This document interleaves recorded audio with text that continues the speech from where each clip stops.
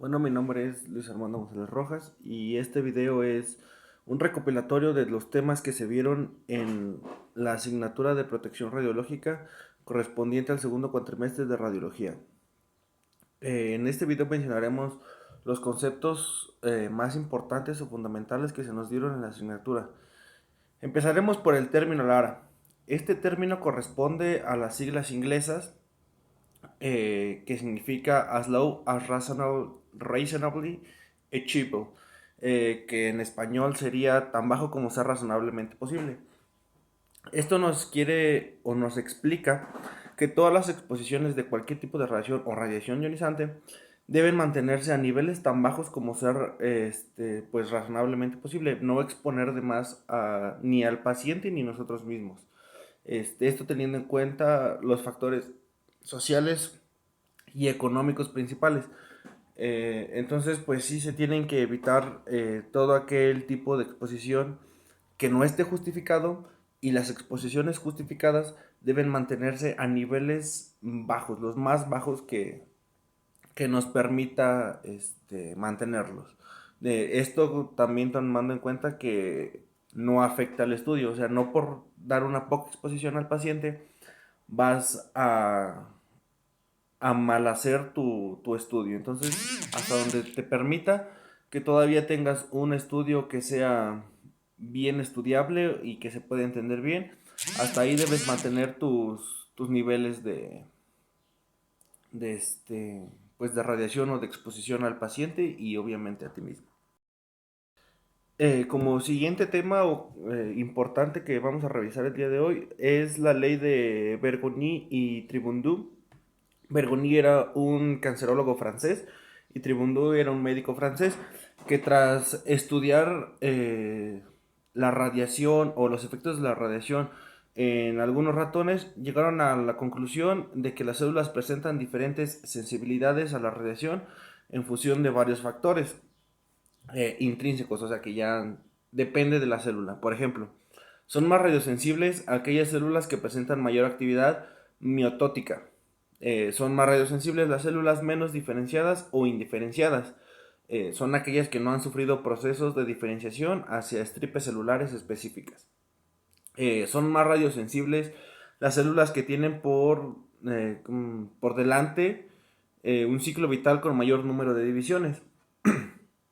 Esto quiere decir que, por ejemplo, nos dice que las células que están en un proceso de que se están multiplicando más son más radiosensibles pues sí, son más radiosensibles. Esto lo podemos ejemplificar como que, por ejemplo, el feto es más radiosensible que un niño adulto, un niño, un adolescente o un adulto. Entonces, por eso en radiología y en muchos aspectos de la radiación, o donde se usa la radiación, como por ejemplo radioterapia también puede ser, es recomendable que una persona embarazada o una mujer embarazada no, no se realice esos estudios, o que los estudios sean de una manera muy cuidada, muy baja la radiación, debido a que esto puede afectar directamente al feto que se está desarrollando en su interior. También los niños ya tienen una radiosensibilidad o una radioresistencia más elevada, entonces ya no corren tanto riesgo, pero también es recomendable que se mantengan dosis bajas. Para los adultos, obviamente también para todos en general hay factores o efectos que, que nos pueden causar daño o efectos biológicos. Estos también se conocen como efectos deterministas y efectos estocásticos. Los efectos estocásticos son aquellos que pueden darse con determinada, pueden o no pueden darse a determinada exposición, pero los factores estocásticos son aquellos que pasando cierto umbral de radiación o cierta dosis umbral, por así decirlo, ya es seguro que va a haber un efecto biológico. Por ejemplo, digamos un ejemplo, si tu cuerpo rebasa los 50 grays a cuerpo entero, es obvio ya es seguro que vas a tener un efecto estocástico, de que pues ya tú vas a tener efectos biológicos o van a surgir ciertos efectos biológicos en tu cuerpo. Entonces, y con los otros, los no estocásticos, que diga, los no estocásticos, entonces puedes tener cierta radioresistencia. Bueno, ya depende de la radioresistencia que tenga cada quien, ¿no? Por ejemplo, a una persona le puedes aplicar dos, tres estudios de rayos X en un solo día o seguidos y puede no presentar efectos. Y a otra persona le puedes aplicar esos mismos dos, tres estudios en el mismo periodo de tiempo, pero por su radiosensibilidad o radioresistencia, puede presentar efectos biológicos. Entonces, esa es la diferencia de que los deterministas ya están de que a cierto punto umbral, pasando ese punto umbral, es seguro que a todos va a causarles efectos biológicos, pero los otros son de que depende mucho de la radioresistencia del paciente también. Bueno, y pues la forma en la que se detecta o los métodos que usamos para detectar el tipo y la cantidad de radiación a la que estamos exponiéndonos es mediante los detectores. Hay muchos detectores, muchos tipos de detectores de gas, pero los más usados o los más comunes son los detectores de centelleo. Estos utilizan la propiedad de ciertos materiales para emitir luz cuando sus átomos o moléculas se desexcitan tras el paso de la radiación ionizante. La luz emitida debe ser transformada posteriormente en una señal eléctrica capaz de ser medida mediante un fotomultiplicador. O sea que la luz no nada más, el detector de centelleo que es ionizado algún átomo del material que se encuentra en él va a parpadear, va a emitir una luz, pero esa luz nos está indicando que hay radiación. Posterior a ello, esa luz se convierte en una señal eléctrica que puede ser medida y nos indica la cantidad de radiación que hay.